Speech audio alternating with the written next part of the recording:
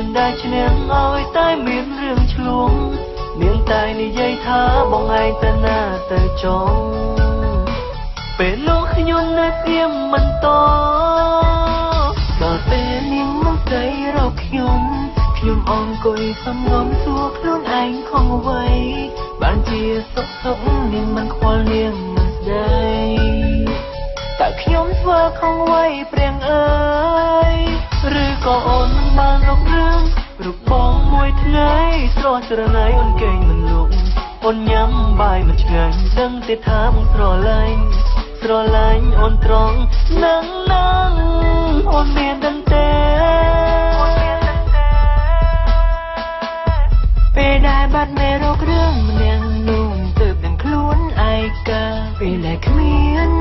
ជីវ៉ានៅក្បែរដឹងទេថាបងនឹករូបនាងមេនឹកបងខ្លាំងលែងទេចង់នៅក្បែ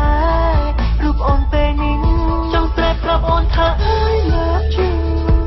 I miss you my baby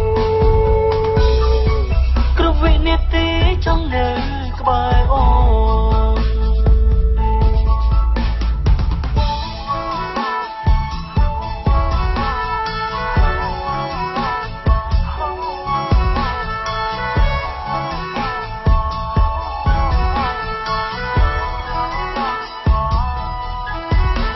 ពេលដែលនាងខាងខ្ញុំម្ដងខ្ញុំតែងអង្វរលំលងតាមលួងនាងឥតស្បើយរករឿងមិនចេះហត់រករឿងគ្មានហេតុផលឡើយ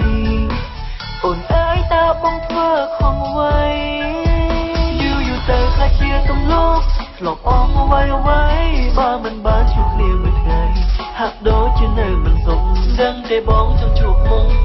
ចង់នៅក្បែរអូនរាល់ថ្ងៃអូនមានដឹងទេពេលដែលបាត់មេរោគរឿងម្នាក់នោះទើបដឹងខ្លួនឯកាពេលដែលគ្មានជីវ៉ានៅក្បែរដឹងទេថាបងនឹករូបនាងមេនឹកអូនខ្លាំងលែងទេចង់នៅក្បែ